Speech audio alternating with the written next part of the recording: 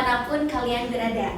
Kembali lagi di Siniar Balai Bahasa Daerah Istimewa Yogyakarta. Bahasa Indonesia sudah kita pelajari sejak kecil. Namun, apakah kalian tahu bahwa bahasa Indonesia juga dipelajari oleh orang asing?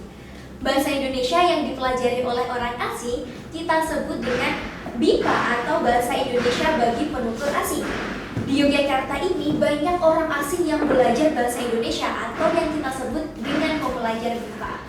Nah, sahabat bahasa dan sastra, pada episode Siniar kali ini kita akan berbincang dengan narasumber-narasumber yang sangat kompeten di bidang BIPA. Langsung saja kita sapa, yaitu ada Ketua APB BIPA, ada Ibu Dr. Wira Kurniawati MA. Selamat pagi, Ibu.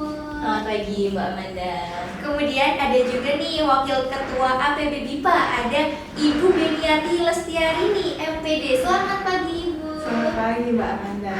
Dan inilah sahabat bahasa dan sastra, narasumber kita yang kita nanti akan narasumber kita. Langsung saja, sebelumnya saya mau nanya nih Ibu, sebenarnya apa sih yang melatar belakangi terbentuknya APB BIPA Cabang Jogja ini? Mungkin sekalian perkenalan ya, boleh biar sahabat bahasa dan sastra yang menyaksikan bisa kenal juga nih. Boleh langsung dari Ibu Wira dulu? Iya, baik, terima kasih Mbak Amanda. Salam kenal, saya Wira Kurniawati. Saya tahun 2024 sampai 2026 ini menjadi Ketua APB BIPA Cabang Jogja. Nah, APB BIPA itu adalah singkatan dari Afiliasi Pengajar dan Pegiat Bahasa Indonesia bagi Penutur Asing.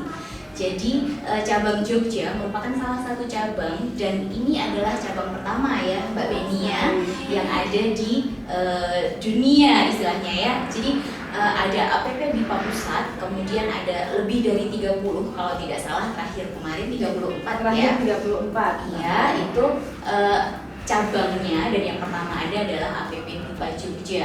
Dulu sebelumnya namanya itu APBIPA hanya dengan satu P. A-nya asosiasi. Itu dari tahun 1999 ya. Nah, tahun 2000 ya sudah sangat lama. Sudah lebih tua mungkin ya dari umur Mbak Amanda. Saya belum lahir ya. Iya. Nah, 1999 itu namanya ABIPA, itu Asosiasi Pengajar BIPA. Kemudian tahun 2015 itu berubah menjadi Afiliasi Pengajar dan Pegiat BIPA, karena yang berkecimpung di bidang BIPA itu tidak hanya pengajar gitu. Jadi kemudian ada terbentuklah APB BIPA yang kemudian para pegiat BIPA yang tidak hanya pengajar, bisa saja peneliti, bisa saja mahasiswa, bisa saja ya orang yang memiliki ketertarikan pada BIPA itu menjadi anggota dari komunitas ini gitu. Berarti Ya. tidak hanya sekadar mengajarkan bahasa ya, tapi juga ada penelitiannya juga ya. Bisa penelitian, bisa juga lembaganya ya, orang-orang yang berkecimpung di dunia manajerial BIPA seperti itu, karena BIPA juga sekarang ini ya Mbak Beni ya menjadi sebuah sebuah hal yang perlu terus dikembangkan, sehingga muncul lembaga-lembaga swasta, lembaga mandiri yang kemudian mengajarkan BIPA begitu. Nanti mungkin sekilas balik tentang apa sih APB BIPA itu ya. Mungkin kalau boleh tahu sebenarnya siapa saja sih yang berkecimpung di APB BIPA itu? Apakah ada swasta? Tadi kan sudah dijelaskan ya, ada swasta juga, ada yang dari universitas, tapi mungkin lebih spesifiknya boleh dijelaskan oleh Ibu Beni, dan boleh perkenalan dulu ya Ibu. Iya, oke, baik Mbak Amanda, terima kasih. Ya, perkenalkan ya sahabat sekalian, saya Beniati, yang biasa dipanggil Beni, dan saya menjadi Wakil Ketua APB BIPA Cabang Yogyakarta. Ya, bersama dengan Ibu Wira dan juga dengan kami ada tim ya Mbak ya, yang tergabung di dalam kepengurusan APB BIPA Jogja. Gitu. Ya, dan tadi kalau sempat disinggung ya, apakah ada lembaga-lembaga atau siapa saja yang berkecimpung di dunia BIPA? Nah, kami sebenarnya ada, kalau mau dibagi ada tiga pembagian besar ya, dari lembaga BIPA yang swasta atau mandiri ya, kemudian ada yang dari universitas. Jadi ada banyak universitas di Jogja itu menyelenggarakan program BIPA. Ya, baik program BIPA yang dari pemerintah ya, misalnya kita ada program dana siswa ya, KNB, kemudian ada juga yang lain-lain ya, beasiswa dari pemerintah. Dan juga ada BIPA mandiri Mbak. Nah, Nah, jadi misalnya nih ya, Mbak Amanda ini menjadi pengajar BIPA, Iya. lalu mau mandiri ya, saya mau memiliki usaha atau mungkin mendirikan lembaga BIPA sendiri, mandiri itu boleh-boleh saja. Gitu. Tapi memang harus update terus ya dengan apa yang terjadi di dunia BIPA. Mungkin juga, nah ini kepengurusan di APP BIPA Jogja itu terdiri atas 3 kelompok ini, Mbak. Gitu ya. Jadi ada wakil ya, Bu Ina ya, dari semua kelompok ini. Kalau bisa menambahkan sedikit Mbak Iya, Amanda, jadi dengan APP BIPA ini sebenarnya adalah lembaga profesi ya. Jadi Iya. profesi sebagai pengajar dan sebagai pegiat BIPA. Dan juga di situ tidak kalah penting ada peran Balai Bahasa Jogja juga, Iya. Balai Bahasa di setiap wilayah juga ya. Jadi ini ada kalau tidak salah 34 lembaga kan, 34 cabang APP BIPA gitu ya. Dan yang di Jogja ini APP BIPA bersinergi gitu ya, berkolaborasi ya dengan para pengajar dan pegiat BIPA dari lembaga-lembaga seperti yang tadi sudah disebutkan Mbak Beni. Jadi bisa mandiri, bisa dari universitas, bisa dari lembaga swasta, dan tentunya juga dari Balai Bahasa Jogja itu sangat memberikan kontribusi yang signifikan bagi terselenggaranya kegiatan-kegiatan di APP BIPA khususnya Jogja ini. Luar biasa sekali ya, jadi tidak hanya secara universitas tapi juga ada mandiri dan swasta ya. Iya. Ini juga sebuah sinergi dan juga kolaborasi yang sangat bagus gitu ya. Tadi kan Mbak sama Ibu Beni ya sudah dijelaskan sedikit nih teman-teman dari program-programnya, tapi mungkin saya juga belum tahu nih, mungkin boleh dong Ibu dijelaskan dari Ibu Wira terlebih dahulu program-programnya apa saja sih dari APP BIPA itu? Iya, kebetulan Jogja dengan jumlah universitas ya yang super paling banyak, Iya. yang sangat banyak, dan lembaga BIPA yang paling banyak juga di Indonesia ini terutama ya. Lembaga BIPA-nya juga terbanyak selain Di universitasnya.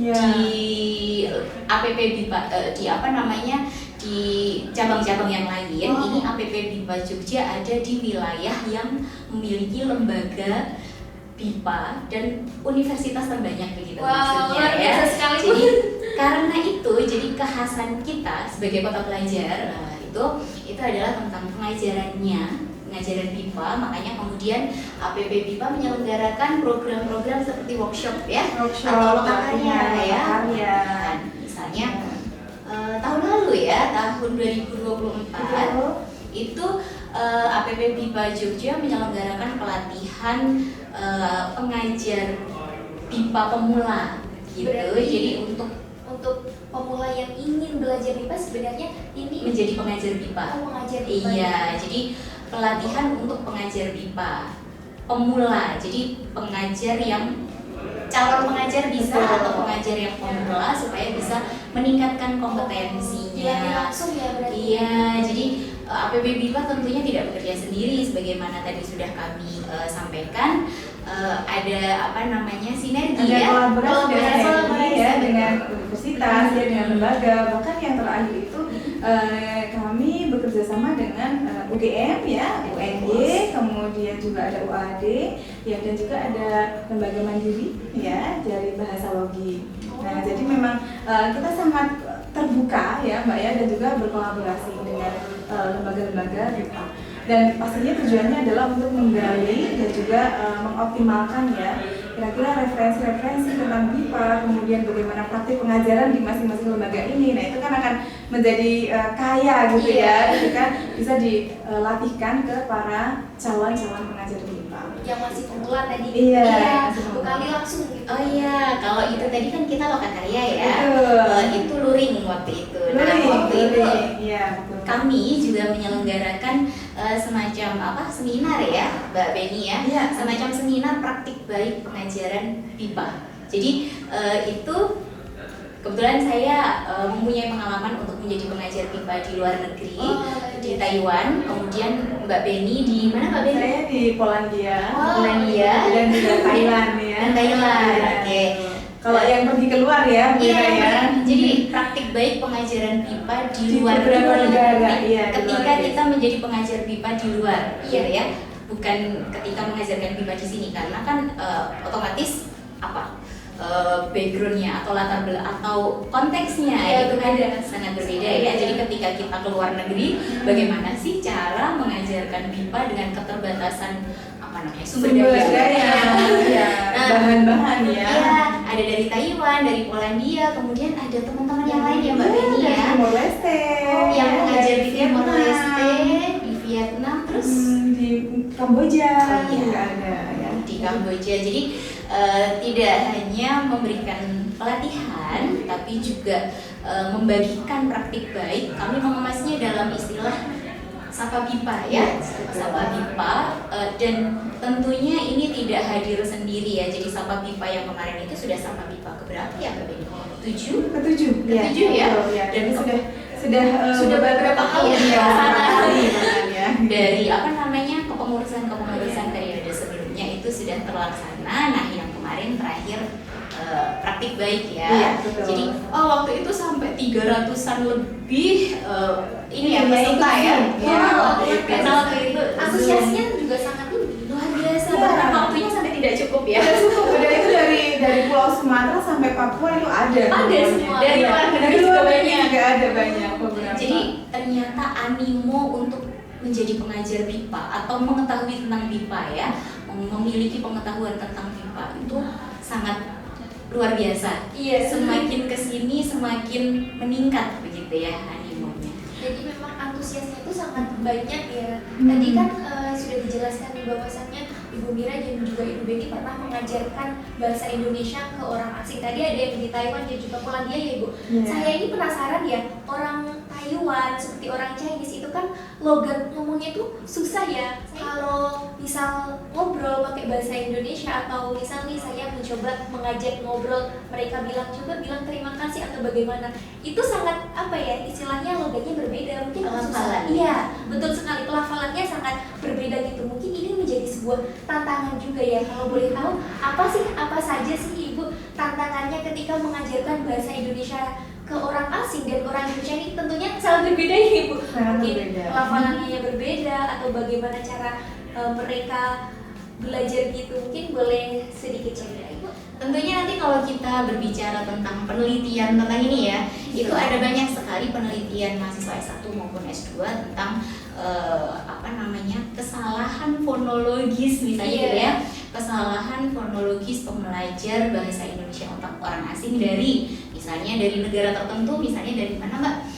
Jepang ya, Jepang, kesulitan mengucapkan bunyi L, Iya, ya. karena kan nggak ada ya R gitu ya. Iya. Bisa kesulitannya dari sisi fonologis, bisa kesulitannya dari sisi mungkin frase, struktur frase. bisa. Kalau di bahasa Indo-Eropa itu kan susunan MMD ya, Iya. masih ingat ya, ya di bahasa Indonesia ada frase di MMD Besar ya. Atau mungkin susunan bahasanya yang mungkin berbeda ya. Betul, kalau itu ya sering terjadi kasus kesalahan berbahasa. Iya. Itu bisa menjadi objek penelitian ya. Oh. Jadi memang kami di BIPA itu semua lembaga terbuka juga untuk mungkin mahasiswa ya S1, S2, S3 yang ingin meneliti tentang BIPA. Gitu. Bahkan mungkin dari luar juga bisa ya, gitu. Misalnya kerjasama juga dengan Balai Bahasa untuk meneliti fenomena atau kasus-kasus kebipaan. Gitu. Kalau di kemarin tadi di Polandia ya Ibu. Iya. Itu tantangannya apa? Apakah hampir sama ya sebenarnya tantangannya atau mungkin ada tantangan tersendiri kalau mengajarkan orang Polandia? Iya, sebenarnya kalau Polandia tergolong lebih mudah ya, karena mereka ketika banyak Eropa atau Western itu susah dengan R. Iya. Ya, kalau di sana punya R, jadi tidak masalah dengan itu. Hanya memang banyak kata yang konsonan itu bertumpuk-tumpuk gitu kalau di sana. Kalau kita kan tidak. Yang sahabat bahasa dan sastra kita tadi sudah tahu nih sedikit bagaimana tantangan ya untuk mengajar bahasa Indonesia kepada orang asing. Nah sekarang itu saya mau nanya nih, apakah ada program khusus atau program besar yang diadakan oleh APP BIPA dan juga Balai Bahasa sebagai lembaga kebahasaan milik pemerintah? Mungkin boleh Ibu terlebih dahulu. Iya, baik Mbak Amanda ya. Kita memang selalu bekerja sama ya, apalagi juga Balai Bahasa itu mendukung program kita sepenuhnya dan juga ada yang menjadi pengurus di APP BIPA Jogja ya, dari staf di Balai Bahasa. Nah, itu membantu sekali ya, dan juga program-program kami selalu melibatkan Balai Bahasa. Termasuk di tadi Mbak Zee, Sapa BIPA itu akan melibatkan Balai Bahasa. Dan seringkali tempatnya bosnya itu justru Balai Bahasa gitu ya. Dan juga dulu ada diseminasi produk-produk yang sudah dikembangkan oleh Balai Bahasa, itu juga mengundang para mahasiswa asing ya, atau yang ikut di BIPA. Jadi memang kita selalu berkolaborasi ya, dan luar biasa sekali. Malah kami berterima kasih ya, support ya, didukung sepenuhnya oleh Balai Bahasa Yogyakarta khususnya. Kalau untuk program tahunan atau program besar yang sudah dilakukan apakah? Ya, yang tadi mungkin ada program Sapa BIPA yang sangat rutin kita laksanakan setiap tahun, betul sekali. Dan juga pelatihan itu juga selalu setiap tahun ada, ya. Jadi kita akan selalu mendukung ya siapapun yang memang tertarik di BIPA, ya, baik kita menjadi pegiat BIPA atau calon-calon pengajar BIPA. Karena memang di beberapa universitas itu sudah membuka konsentrasi BIPA. Ya, misalnya saja ada di jurusan Bahasa Indonesia gitu ya, atau Departemen Bahasa Indonesia ada konsentrasi BIPA. Nah, mereka ini akan menjadi calon-calon pengajar BIPA. Sebenarnya kita berada di Jogja itu menjadi salah satu keuntungan ya, Mbak.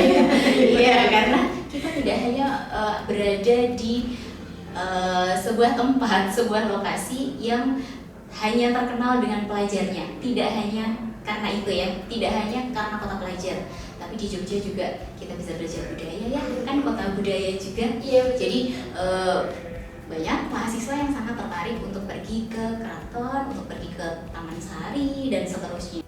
Pertanyaan ke Ibu Mira dan Ibu Beni, apa sih sebenarnya harapannya untuk meningkatkan BIPA di Yogyakarta ini? Tadi kan kalau dilihat dari cerita-ceritanya ini sudah bagus sekali ya, dan mungkin untuk APP BIPA sudah lama gitu ya berdirinya, tapi ada dong harapan-harapannya untuk kedepannya yang lebih baik lagi seperti itu. Mungkin boleh dari Ibu Beni terlebih dahulu. Oke, saya dulu ya. Ya, harapan saya pastinya ya Mbak ya, pegiat dan pengajar BIPA itu semakin bertambah. Jadi bukan berarti bahwa bertambah itu kemudian menjadi kok ada tambah, ada kompetitor, tidak. Justru malah ketika ini semakin subur, semakin banyak, itu kami semakin senang gitu ya. Semakin senang ya, artinya bahwa BIPA dengan dunianya, dengan berbagai fenomena yang ada, kan sebenarnya tidak mudah ya.